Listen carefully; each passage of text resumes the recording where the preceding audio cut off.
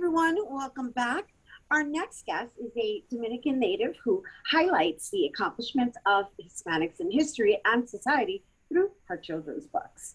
Her goal is for children to follow their dreams and live a successful, meaningful life.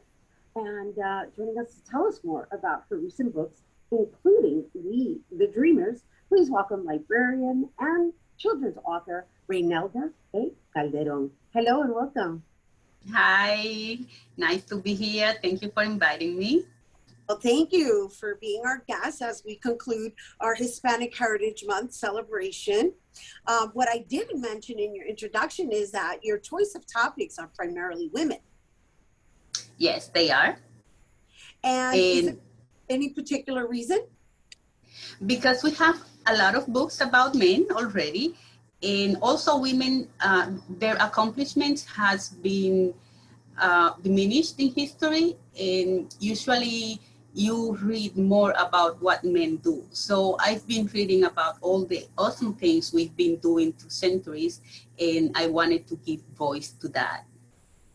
And so I do want to introduce you a little further to our audience because I find your biography very fascinating. And what I also didn't mention is that you have a doctorate in higher learning and your choice of occupation has been that of a librarian. And now you're an author of approximately five books, five children's books with another one on its way. Yes, I have a doctorate in. It's just that I happen to like writing for children, and you know, sometimes you go one path and then something else comes and then you just choose one. It doesn't mean that I can do anything with my doctorate, but I had it and I prefer to become known as a children's author. Who knows, maybe I can be, let me see, the next Julia Alvarez or somebody like that. Well, you know, I think it's admirable is the reason why I brought it up. It's admirable because you've chosen to follow your purpose, right? And obviously you went in the direction of just surrounding yourself with books and knowledge and passing it forward to the next generation, which brings me to why the target market that you've chosen in age bracket I'm referring to as far as the kids reading range. One is because when I was growing up, my mom bought a lot of books for us to read, so we are a reader. But the books I used to read were Cinderella, Blancanieves, fantasy books, those, you know, those books. I never read something about any biography about somebody. And being a librarian, I saw the absence of that type of books that relate to Hispanic people on the shelves. We do have biographies about African American a lot. And when I was for Hispanic Heritage Month, precisely, I was looking for books about Hispanic people for programs. And I found a lot of books about Frida Kahlo. Every year a new one is published, but then I'm like, where are the rest of us? And that's why not decided, but I was inspired to write for children because I feel that we have a lot of people that they have contributed and they have done great things, and children should know about them too, especially right. Women. Yes, especially women. And I appreciate you for that, right? Because I'm also about empowering the women and making sure that we have a voice and a place and a space to be recognized. And I love the category of women that you've chosen to write in this children's book form. I'm going to just mention a few, and I mean, we could be here all day, but we don't have all the time. So because, you know, you've got Mama Tingo, which, you know, she's a farmer.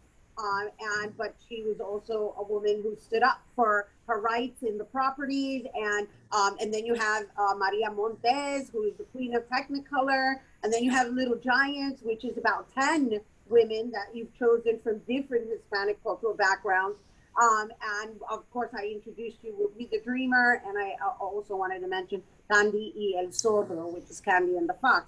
But again, going back to the choice of topics being women, uh, diversifying it within the Hispanic cultura, it being Hispanic Heritage Month, and to cap it off, you've also signed a calendar that will be valid for the entire year. So let's talk a little bit about the variation. It's a really wide variation in topics. Being Dominican, my first book is Mama Tingo because I grew up hearing about her, but I didn't know who she was. So now that I'm older, I said, let me really find out why I heard about her. And when I read the story, I felt there's nothing written about her. Children like me, when I was growing up, would have loved to know who she was. And that's why I chose her. Maria Montez, it was more like, I read about her and I read that she didn't speak English. She learned herself and she had an accent and she had to fake it. And then they told her, no, speak with your accent, it's better. And I felt close to her because of my accent too. And I'm like, oh, but that's just like me, minus the beauty. So I just wanted to write about her because I felt close to her. And for Little Giants, it's 10 women, 10 Hispanic women. I wanted to diversify, not just to be in the Caribbean. It was hard to choose 10 countries because we have so many, but I said, okay, for the first time, I will pick 10 countries and then I will pick 10 more. So little by little, I get the whole Latin continent. And then going back to what I was saying, right? You're saying you were able to capsulize it into 10 for this particular book, the first rendition of Little Giants, and then there's this calendar. And the reason I brought it up is because as we conclude Hispanic Heritage Month, which seems to be the time where we receive a lot of recognition and a lot of more history is brought out into the forefront. You created this calendar also in which it has individuals. I mean, I don't know personally yet, guys, because I don't have it, but I found it fascinating. I'm going to be purchasing it, and it's for 2022, so you can also get it. But she's also providing history of different Latin figures that have played a role in and contributed to society. So I just want to know what to expect in that. It came from writing Little Giants. I found so many facts. Like I was researching one person, it took me to another and another and another.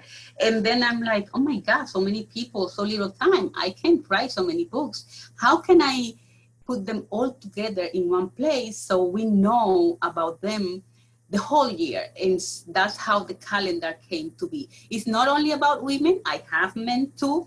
And it goes from the most famous Latin wrestler like El Santo and Rey Mysterio to the first Hispanic man to win the Boston Marathon.